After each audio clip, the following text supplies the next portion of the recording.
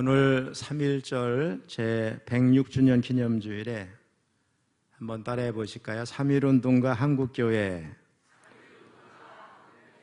이런 제목으로 말씀을 전할 때 큰 은혜 받으시기를 축원합니다. 우리 3.1운동은 한국인의 입을 막고 눈을 가리고 발을 묶어놓고 살게 하는 일제의 억압적인 무단 정치에 대한 아주 거적적인 항쟁 운동이었습니다. 여러분, 공을 땅에 내리칠 때 3개 내리치면 더 높이 올라가겠죠? 그만큼 반사적으로 높이 올라가게 마련이죠. 또 사람의 목을 조른다면 최후의 요동을 하게 될 겁니다. 실질적인 3.1운동의 발발 동기는 배일 사상과 독립을 갈망하는 민족의식에서 나온 것이 분명하지만은 표면적으로는 1919년 2월 8일 일본 도쿄 조선 YMCA에서 조선 독립 선언서를 먼저 낭독을 했습니다. 조선 독립을 부르짖는 그 한국 유학생들의 독립운동에서 시작이 됐습니다. 그때 600명 정도가 모였는데 결국 채파룡 이하 60명이 검거가 됐습니다. 3.1운동은 원래 1919년 2월 8일 한국과 도쿄에서 동시에 독립운동을 일으키자는 사전협의가 다 돼 있었습니다. 근데 한국에서 여러 가지 상황상 이제 날짜가 달라진 건데 고종 황제의 장례일이 3월 1일이었습니다. 이제 그때로 정하게 된 겁니다. 그 즈음에 1905년 외정의 강압에 의해서 폐위를 당하고 억울함과 울분으로 세월을 보내던 고종이 죽었고, 일본의 계략에 의해 독살로 고종이 죽었다는 소문이 막 퍼지니까 울분에 터진 수많은 백성들이 덕수궁 대학문 밖에 엎드려서 막 통곡을 하던 그런 때였습니다. 그 당시에 이제 독립운동은 되게 크게 두 갈래로 갈라져 있었습니다.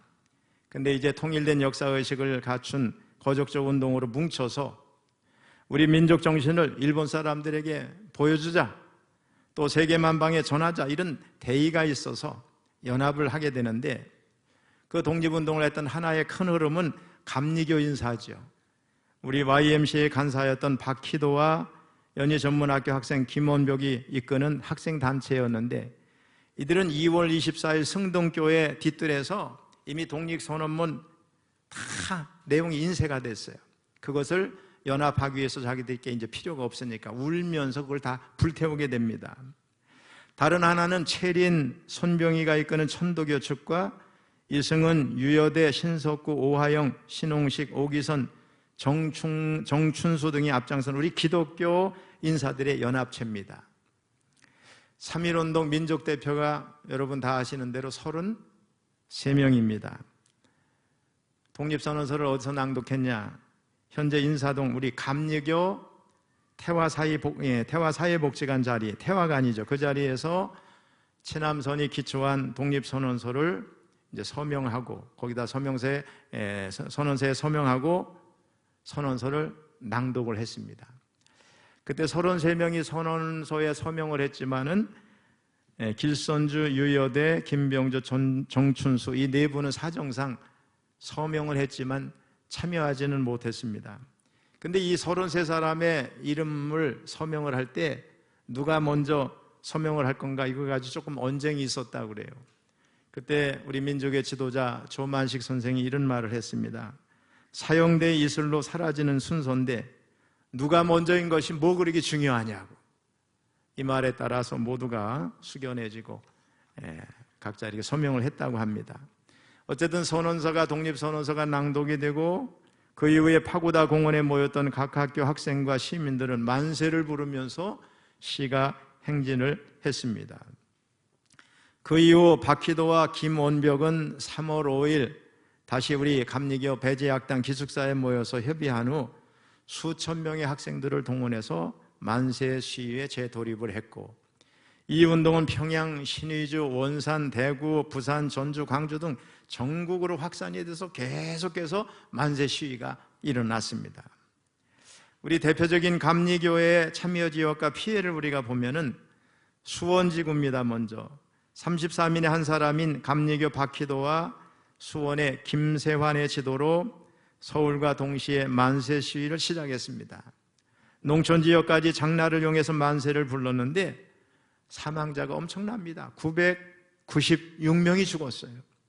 부상자가 889명, 투옥자가 1365명, 교회가 불타 없어졌는데 15개 교회가 완전히 불타 없어졌어요.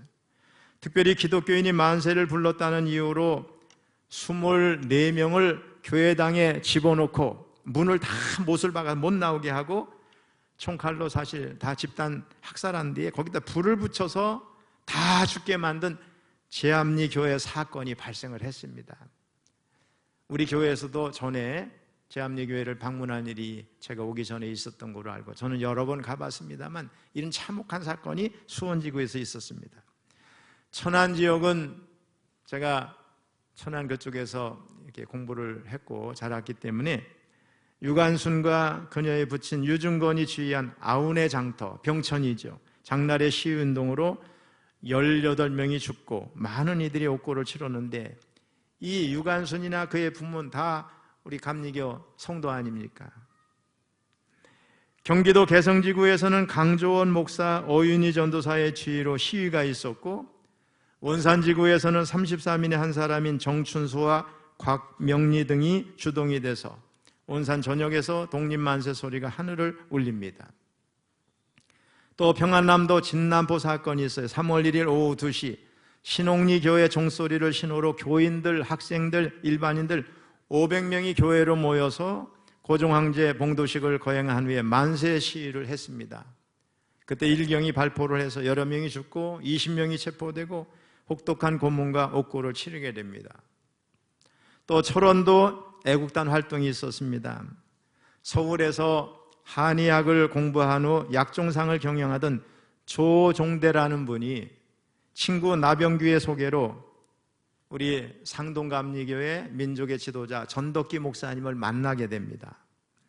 이 전덕기 목사님은 얼마나 대단한 분인지 몰라요. 이분에 의해서 기독교인이 된 사람이 이승만, 서재필, 이상재, 남궁옥 이런 분들인데 이런 분들과 이 조종대 씨가 교제를 하고 전덕기 목사님과 교제하며 지도를 받고 독립운동을 했는데 3.1운동이 일어나기 전에 조종대는 서울에서 철원으로 내려와서 우리 김상덕, 박연서, 김철희, 이봉아, 이용우, 이근옥, 김영학, 김영석, 이정수, 문병섭, 이석교회 30여 명의 동지를 규합해가지고 철원 애국단을 조직합니다. 3.1운동을 주도했어요. 그리고 나서 조종대 씨는 일경에 체포가 돼서 옥고를 치르던 중에 법정 투쟁을 하다가 1922년 7월 20일 옥사하게 됩니다.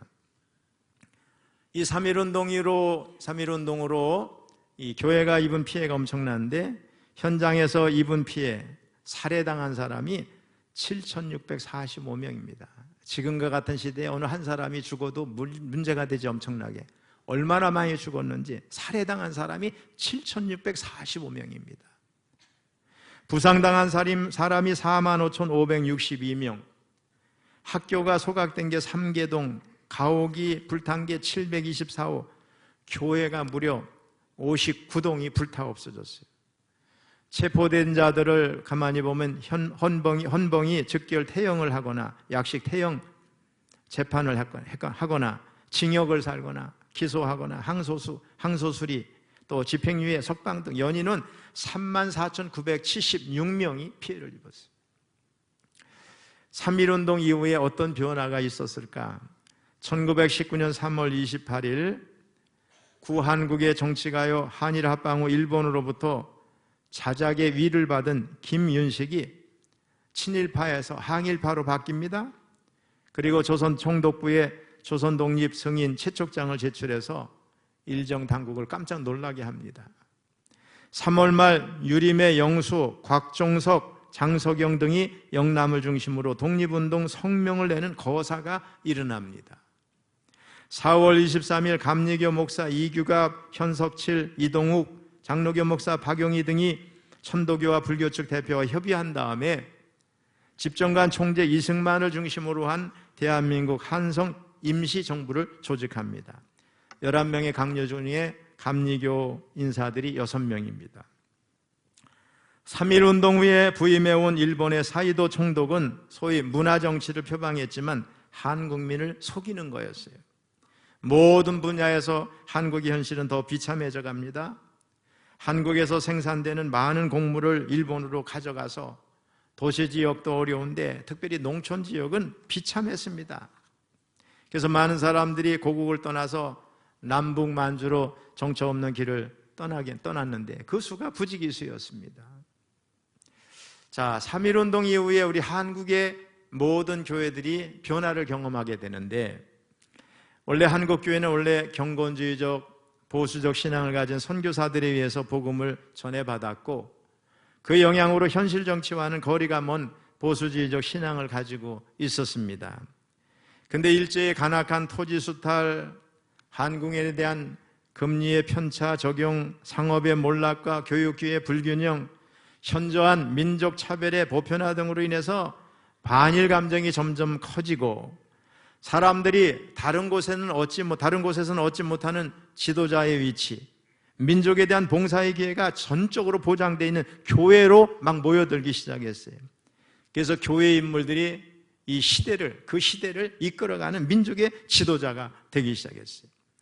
마침내 미국의 윌슨 대통령의 민족 자결 원칙과 고종의 서거와 같은 직접적인 동기에 의해서 결속력과 조직이 잘 되어 있는 교회를 중심으로 전국적인 독립만세의 경륜가 삼천리 강산으로 퍼지고 점점 퍼져갔습니다. 이후 교회는 민족적 사회적 구조 안에서 하나님의 뜻 가운데 예언자적 사명을 감당한 모습으로 역사적인 전환을 하게 됩니다. 우리 감리교회 신석구 목사님도 처음에는 정치 참여를 양심상 꺼리고 민족운동에서 이교도가 되는 천교도와 함께하는 것을 망설였어요. 아주 전형적인 감리교 목사였지만 기도하는 가운데 하나님의 음성을 듣게 됩니다. 그래서 독립선언서에 서명한 33인의 한 사람이 되는 거예요. 기도 중에 하나님이 이런 음성을 들려주셨어요. 4,000년 전하여 내려오던 강토를 네 대에 와서 잃어버린 것이 죄인데 찾을 기회에 찾아보려고 힘쓰지 아니하면 더욱 죄가 아니냐, 이런 음성을 듣게 됩니다. 그래서 조국을 구원하라는 사명인 줄 알고 33인의 한 사람이 되고 앞장서게 됩니다. 자, 이제 한국교회는 금욕적 운둔의 기도원이나 신비주의적 경건에서도 나라와 민족을 위해서 기도하는 것을 떠난 적이 없는 민족의 교회로 탈바꿈하게 됩니다.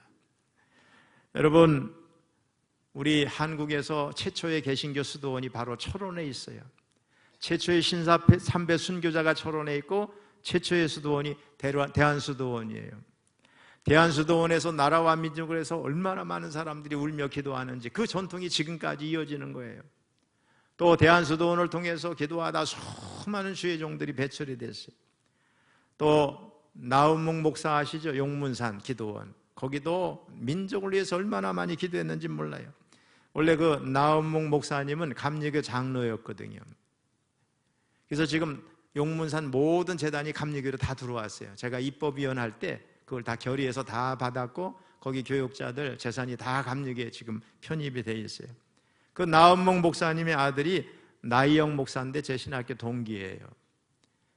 얼마 전에 몇 년 전이죠. 우리 강원 CBS 대표 있을 때 우리 교회 와서 설교했어요. 여러분 기억하실지 모르지만. 아울러 교회는 절망에 빠진 사람들에게 희망을 갖게 하고 농촌 계몽운동을 통해서 피폐한 농촌을 살리는 운동을 전개해 가게 됩니다. 또 정동교회 김형준, 세문안교회 홍남파는 1919년 7월 그들이 이렇게 읊고 곡을 붙여서 노래를 불렀는데 이게 찬송가처럼 불렸어요. 여러분 혹시 아시는 분은 같이 불러도 되는데, 봉선아 울밑에선 봉선화야 내 모양이 처량하다 길고 긴 날 여름철에 아름답게 꽃필 적에 어여쁘신 아가씨들 너를 반겨 놀았도다. 여기 2절을 보면요, 결례가 당한 비참한 상황, 봉선화 같다는 건데 이 아픔의 노래인데 2절에 보면 낙하하고 넘어진 봉선화가 겨울이 닥쳐와서 시든 모습이 노래가 되고 3절에서는 다시 소망으로 바뀌어서 불러요. 북풍한 솔 찬바람에 내 형체가 없어져도 평화로운 꿈을 꾸는 너의 영혼 예 있으니 화창스런 봄바람에 환생길을 바라노라. 형체가 없어졌지만 어른 남아서 현재 있으니 회생할 날 눈앞에 있다고 민족의 회복과 소망을 노래했는데 이게 교회들마다 찬양이 돼서 교회에서 울려 퍼지기 시작을 했어요. 지금은 가곡으로 유명한 사람들이 부르지만 이게 찬송가였어요.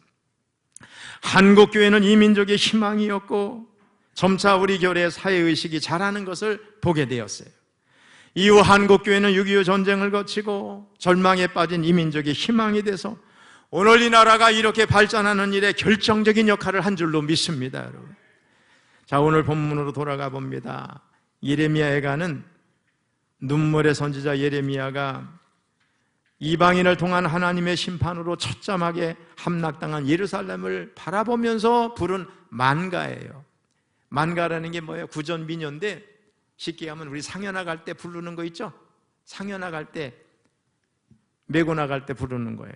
죽은 이를 애도하는 시가라고 생각하면 되겠어요. 살아서 자신이 회개를 선포했던 선민을 향한 하나님의 심판을 바라봐야 했던 이 노선지자 예레미야는 전체에 걸쳐서 여호와 하나님의 임재와 상징적 처소였던 성전과 거룩한 도성 예루살렘마저 무너진 일에 경압스럽고도 아주 참담한 현실 앞에서 걷잡을 수 없이 절규합니다. 비탄을 감추지 못합니다. 여러분, 우리 본문을 같이 한번 읽어보겠어요. 1절로 3절 같이 읽어봅니다. 시작. 슬프다 이 성이여, 전에는 사람들이 많더니 이제는 어찌 그리 적막하게 앉았는고. 전에는 열국 중에 크던 자가 이제는 과부같이 되었고, 전에는 열방 중에 공주였던 자가 이제는 강제 노동을 하는 자가 되었도다. 밤에는 슬피 우니 눈물이 뺨에 흐림이여, 사랑하던 자들 중에 그에게 위로하는 자가 없고 친구들도 다 배반하여 원수들이 되었도다. 유다는 환난과 많은 고난 가운데 사로잡혀 갔도다. 그가 열국 가운데 거주하면서 쉴 곳을 오지 못하며 그를 핍박하는 모든 자들이 궁지에서 그를 뒤따라 잡았도다. 성소는 다 불타고 기물은 탈취당했습니다. 많은 이들이 바벨론으로 사로잡혀 갔습니다. 이제 도로에는 다니는 사람이 없고 절기를 지키러 오는 행렬도 안 보이고 어린아이 울음소리도 들리지 아니하고 웃음소리는 사라지고 예루살렘의 영광은 다 사라졌습니다. 지도자들은 무기력하게 도망치고 사람들은 먹을 것을 찾다가 헤매다가 기절을 했어요. 오늘 예레미야 애가를 보면 먹을 것이 없어서 여인들이 자기가 낳은 아이를 삶아 먹습니다. 제사장들과 선지자들이 성소에서 죽임을 당합니다. 주변국들은 대적이 되어 비웃습니다. 선지자는 민족의 고통을 자신의 고통으로 받아들이면서 한없이 눈물을 흘리면서 웁니다. 우리 1장 16절을 읽어봅니다. 시작. 이로 말미암아 내가 오니 내 눈에 눈물이 물같이 흘러내리며 나를 위로하여 내 생명을 회복시켜 줄 자가 멀리 떠났음이로다. 원수들이 이김에 내 자녀들이 외롭도다. 탄식하며 마음의 병이 든 선지자는 눈이 눈물에 상하고 창자가 끊어지는 고통과 간이 땅에 쏟아지는 듯한 그런 고통을 느끼게 됩니다. 마침내 선지자는 회개를 촉구합니다. 우리 2장 18절 19절 읽어봅니다. 시작. 그들의 마음이 주를 향하여 부르짖기를 딸 시온의 성벽아 너는 밤낮으로 눈물을 강처럼 흘릴지어다. 스스로 쉬지 말고 네 눈동자를 쉬게 하지 말지어다. 초저녁에 일어나 부르짖을지어다. 네 마음을 주의 얼굴 앞에 물쏟듯 할지어다. 갓길 어귀에서 주려 기진한 네 어린 자녀들의 생명을 위하여 주를 향하여 손을 들지어다 하였도다. 유다의 죄로 인해서 바벨론 포로로 잡혀간 이 처참한 상황, 성소가 무너지고 불타 없어지고 예루살렘이 황폐해진 모습을 보면서 민족의 동족에게 회개를 선포하고 민족의 고통을 자신의 고통으로 동일시한 선지자는 철저하게 회개를 합니다. 그리고 마침내 소망을 바라봅니다. 우리 3장 19절로 26절 좀 길지만 같이 읽습니다. 내 고초와 재난 곧 쑥과 담즙을 기억하소서. 내 마음이 그것을 기억하고 내가 낙심이 되오나 이것을 내가 내 마음에 담아두었더니 그것이 오히려 나의 소망이 되어 싸움은 여호와의 인자와 긍휼이 무궁하심으로 우리가 진멸되지 아니함이니이다. 이것들이 아침마다 새로우니 주의 성실하심이 크시도소이다. 내 심령이 이르기를 여호와는 나의 기업이시니 그러므로 내가 그를 바라리라 하도다. 기다리는 자들에게나 구하는 영혼들에게 여호와는 선하시도다. 사람이 여호와의 구원을 바라고 잠잠히 기다림이 좋도다. 결국 어떻게 됐나요? 하나님은 이스라엘을 완전히 진멸하지 않으시고 바벨론에서 70년 동안 고초를 당하다가 해방을 받아서 회복하여 돌아오게 하셨어요. 그리고 바벨론 왕과 그의 나라와 갈대아인 심판을 도구로 썼지만 그 잔악한 자들을 하나님이 완전히 이 땅에서 멸하고 나라를 사라지게 하셨습니다. 오늘의 우리 한국교회 철원교회 우리가 어떻게 해야 될까? 3.1운동 전후와 6.25 전쟁 이후에 절망스러운 민족의 상을 바라보면서 눈물의 기도는 물론 상처받은 백성을 위로하며 소망의 메시지를 교회들이 선포했는데 이 민족교회의 모습을 우리 교회는 물론 우리 한국교회가 다시 회복해야 될 줄로 믿습니다. 예레미야 선지자처럼 이 민족과 교회의 죄악을 짊어지고 회개하면서 눈물의 기도를 해야 될 줄로 믿습니다. 민족의 분단 현실을 바라보면서 저 북녘 땅에 고통하는 우리의 동포를 바라보면서 통일을 위해서 회복을 위해서 끊임없이 기도해야 될 줄로 믿습니다. 아직도 반성하지 않고 역사를 끊임없이 왜곡하고 독도 영유권을 주장하고 위안부 문제의 책임을 회피하는 등 사사건건 우리 민족의 분노를 촉발시키면서 선한 이웃이 되기를 거절하는 그 나라를 위해서도 끊임없이 기도해야 될 줄로 믿습니다.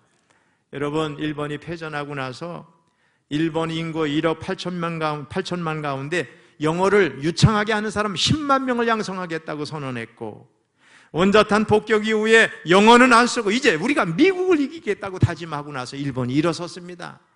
그렇다면 여러분, 우리는 일본보다 더 강해져야 될 줄로 믿습니다. 저는 일본을 위해서 30년 이상 기도했어요. 제가 늘 기도했던 제목이 뭔지 아세요? 우리가 일본을 경제적으로 넘어서게 하소서. 근데 여러분, 재작년으로 우리 1인당 GDP가 일본을 추월한 거 아시죠? 이제는 더 이상 일본이 우리보다 선진국이라고 말하는 사람이 없을 정도가 돼버렸어요. 우리나라가 지금 세계 여권 파워가 3위입니다. 프랑스와 독일과 우리나라 공동 3위예요. 우리나라 여권을 가지고 무비자로 입국할 수 있는 전 세계 나라가 192개국이에요. 이 나라가 얼마나 대단한 나라가 됐는가 여러분 아시죠? 여러분, 왜 이렇게 됐어요? 우리 민족의 선진들이, 민족의 지도자들이 순교의 피를 흘렸고 순국의 피를 흘렸고 교회가 기도해서 이렇게 된 줄로 믿습니다. 여러분, 한번 따라해 보세요. 기독교회는 국경이 없으나 기독교인에게는 조국이 있다. 할렐루야. 여러분, 나라와 민족을 위해 기도하는 걸 기뻐하십시오. 사명으로 하십시오. 우리 교회가 민족의 교회로서의 사명을 감당해야 됩니다.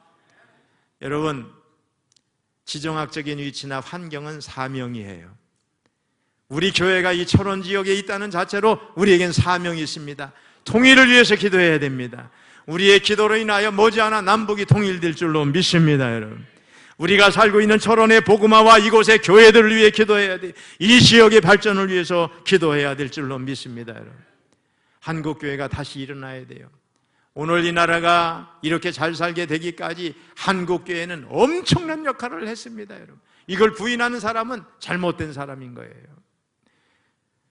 오늘 3.1절 기념예배가 교회와 성도들이 이 민족의 문제를 가지고 씨름하는 민족의 교회와 민족의 교회와 성도들이 되기를 다짐하는 그런 귀한 계기가 되어야 될 줄로 믿습니다. 여러분 한 사람 한 사람이 사명을 새롭게 하고 깨어서 기도해서 우리 교회가 민족의 교회, 나라와 민족을 위해 뜨겁게 기도하고 외치는 교회가 될 수 있기를 주님의 이름으로 축원합니다.